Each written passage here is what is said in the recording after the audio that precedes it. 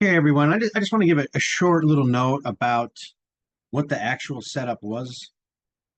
I talked about a contextually aligned balanced breakout pattern, right? That was once confirmed, but what is the contextually aligned balanced breakout setup that you'd have to take? Well, I took this Saturday and I actually posted this was a pullback continuation setup to take in the room. And then I was like, it's Saturday night, no one's in the room. I don't really have the guts right now to give a breakout signal because I rarely give a contextual line balanced breakout setup. You can go look in the search box in the blue room of PPT and you can type in breakout or open drive or contextually line balanced breakout setup. And it's very rare, but this was one that I did take and I did post it as a signal in the room and then I updated my zones. And then I think like a couple 10, 20 seconds after I realized no one's in the room, I just deleted it. I said, I don't want anyone shadowing me on it. But it is what it is. You know what I mean? But I did want to talk about what this is in hindsight. So I guess part of me is a little disappointed that I didn't just post this breakout signal. And we teach anticipatory, so we don't most of the time because the markets are mostly going non-directional or sideways. We're not taking breakouts. So this is like that trap trader setup. I also don't post very much that as well. And there's even certain setups like Corby's ABC on the Fed day. I don't trade that. There's certain things I don't do, but this is one that I did take, and I do want to teach it because it's pretty simple. And I should have just had the confidence to just take the loss on it if it didn't well, or be okay with somebody shadowing me and taking the loss, and then asking me later, like, "Hey, why did you post a breakout? You guys usually don't do that." Well, if our call is directional, like up or down, yeah, we will post that. So what I saw yesterday, I'll just go into what the setup is, and this is 100% not in hindsight bias. There's principles here at play. So the setup is you have to have a mature balance, which we did. A mature balance has to be, at least 5 to 7 days, at least 7 days. Like a couple days is not something that's mature enough, right? A mature balance is like at least 7 days getting there, right? So we started to, we had the downtrend, right? And then we just started going sideways. Let's just make this a little. We had a mature balance. 1, 2, 3, 4, 5, 6, 7, 8, 9. No, this is getting there week to week. It becomes now an intermediate term time frame, right? So, right, every time that it came up to the range extremes, right, there was more likely going to be a reversal. So those were targets or short setups, right? When we get to these range highs, because we're only at 1 day, 2 day, 3 day, 4. This is not mature enough to become a balanced breakout pattern. Also, the way that we got to the balance, besides the timing being off, it's not actually qualifying as a mature balance, so it's not a trend potential, is that the way that we got there was relatively like, look, straight line, right? Up, and then pretty straight line. This one, very straight line, right? You go straight line from one end of the balance relatively quickly. The more quickly you do, the greater the odds that it reverses. It wasn't like a creep up market, right? So, right, this was creeping, creeping, creeping, but not a lot of strength or volume, right? But the creeping market, right? The creeping market is different than going from straight line from one end to the market, right? But the idea with a creeping market is that even though it doesn't have a lot of volume, you don't want to fade against it because it then can explode against you, right? It can creep. Now you probably were okay here. This was a day that we didn't find an edge and even didn't take a trade, right? Then when we got to the highs of this balance that was formed, the balance continues, right? Now let's go to what happened on Saturday, most likely off the fact that Trump, not that I want to bring in a fundamental thing, but this was relatively a dead day, right? We were in the range highs, right? And the range highs are resistance, right? From a trade location perspective, we are not have an edge there, but we do have the way price approach there as an edge, right? And the setup happens here, bam, toward when the end of the day, right? Now, usually a trend day will end at the end of the day, and he's usually at the end of a reversal, but this wasn't your typical trend day. This was a pretty much a double distribution day where it distributed up and then distributed for most of the day. This was a very small range. In fact, from 57,642 to 50, we're talking about 1,200 points. If you go on the average true range for the daily, that's very much a narrow range day or a below average volume day. So this wasn't like, oh my God, a trend day, and now we have the big move at the end of the day. And Matt always talks about how the big move at the end of the move is a sign of reversal. You want strength at the beginning of the move. No, this was actually the setup because it's contextually aligned. Because we look, so here's what happened. We creeped up, and it spent a couple of days in the upper quadrant creeping, right? And then since it had a fractal,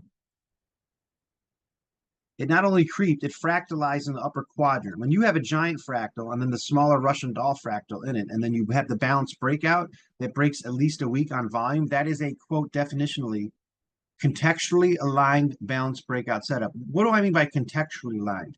Well, it has to have those principles I just said, the mature balance, the way price approached there, and then the setup itself for a breakout has to have momentum, right? Let's get rid of this second box. On this day, there has to have been a momentum thrust. And usually at the end of the day, we don't talk about it, but we said this wasn't a typical day. And we thrust it above, right? The balance, slightly expanded and broke it. Now, the way that I envisioned it is that I had, at least for the financing target, we were going to break above this and then have problems up in these zones, which I had adjusted. But the idea was that because we had this bounce, now once this is broken, this bounce breakout pattern will just simply attract more buyers because of that pattern, right? And we like to go in alignment with bigger picture patterns, right? So it was contextually aligned because of the bigger picture pattern that we talked about. And also on the daily, if we go to the daily, which we will,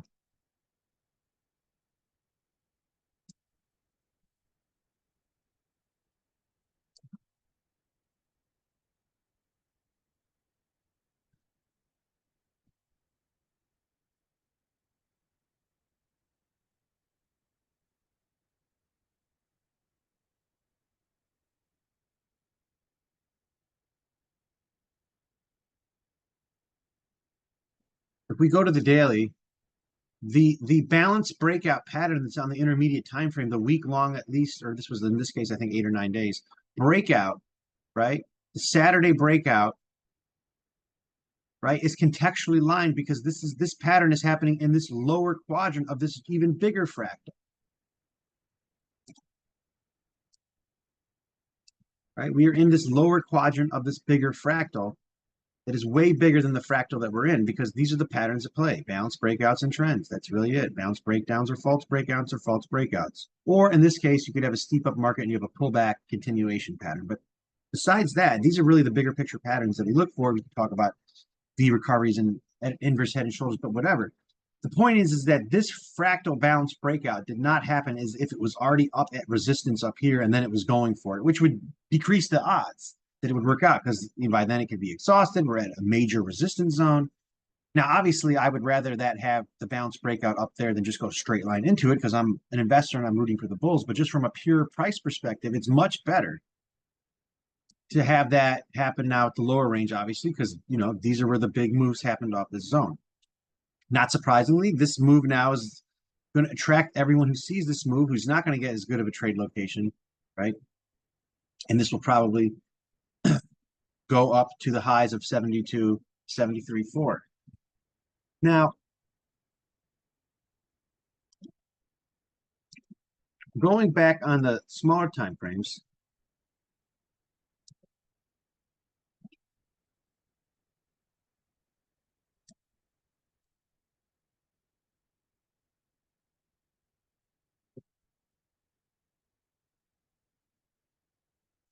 when you have, right, so on the smaller time frames, you can see that the character and pace of the price action, these candlesticks were very, very small until we got the momentum. Until we got this momentum up into this bounce breakout, right? And you needed that strength at the end of the move. We wanted strength to contextually break this, and we wanted very much sideways creeping action prior to that. I wouldn't want, like I said, to go from the bottom of these balances from a 5-6 days ago all the way straight line, because that would decrease the odds, right? It's the way price approaches the zone. We talked about this. So, you know, that setup requires a hybrid of momentum, right? And then you get the pullback continuation, right? You're buying it as it's pulling back a little bit. Doesn't have to be perfect, could be there. You know, you have to put your stop below what would, now you wouldn't want to put it below the low of the day, right? The low of the day is too far. The low of the day, right? If you were fading the low of the day, you would then, you know, put it there. But since this setup is not based on trade location per se, it's based on momentum, and a contextually aligned momentum. For example, I'm not just telling you to find any, hey, go on a smaller time frame, find a really small choppy day, and then as soon as it starts thrusting up, buy the first thrust or the first pullback if you're patient. In this case, it took a couple of candles to pull back, but you can always use a fib ratio and try to get that a little better. But I'm not saying go in on these smaller time frames and just try to find some simple setup mechanically. It has to be top down, where we look at the context first. The context said that we could break out here because of A, the mature balance, B, the way price approached, C, from the daily, a large major zone that we were bottoming at, right? With reversal signs on the weekly that I talked about in the last coaching call, namely the crossover of the Stokes, stochastic RSIs. All of that was saying, hey, we are potentially getting ready for a trend. I'm open to setups in this capacity. Now, there was no setups that I could take prior to the momentum because the low of the day here, in my opinion, didn't provide a great entry, right? Especially at this hours. I mean, I'm just asleep. I wake up very early. I'm not trading the night hours. But yeah, I guess I take that back. This was an okay setup if you were sideways to up aggressively here. But you know, you can't catch every single move. So what is if you were asleep like me, I had to take maybe the class B, if you will, setup. But at the same time, this wasn't at any major zone. I'm literally fading something intraday. So it didn't, even if I was up, I'd have to, the rules would be to take it if I was sideways up, but that would be difficult because not every double bottom is created equally. However, right, at this point in time, we have now momentum, right? We have now anticipatory. If you saw this, you didn't necessarily have to wait for the pullback. You can actually start just buying this as it's breaking out in real time. Now, when I was observing this, I didn't buy it as it was breaking out, right? I had to be patient, wait for the pullback continuation pattern, right? Sit through some chop. I go to bed. I said, okay, so we're going back to the stop placement. Since it's not at the low of the day, I want it to be below the actual breakout area.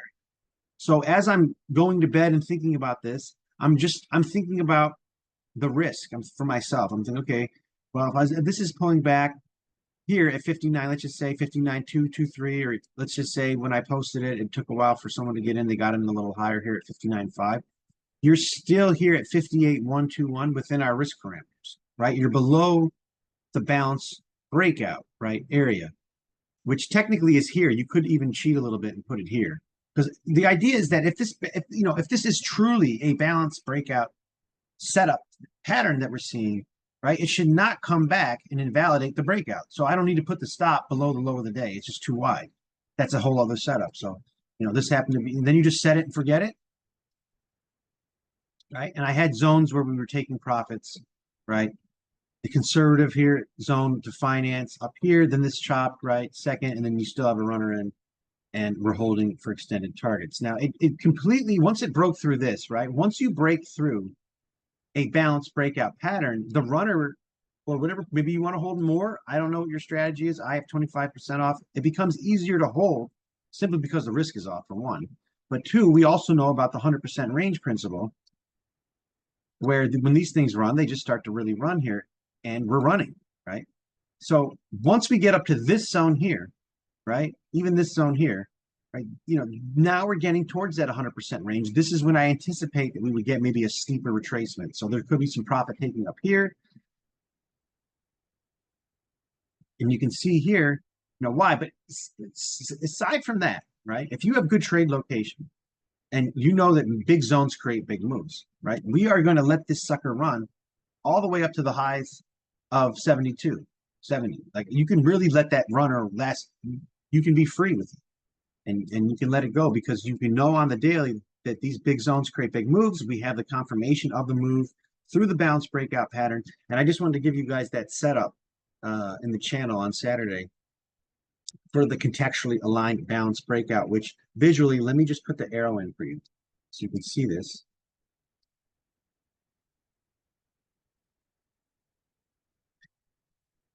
Contextually aligned bounce breakout setup.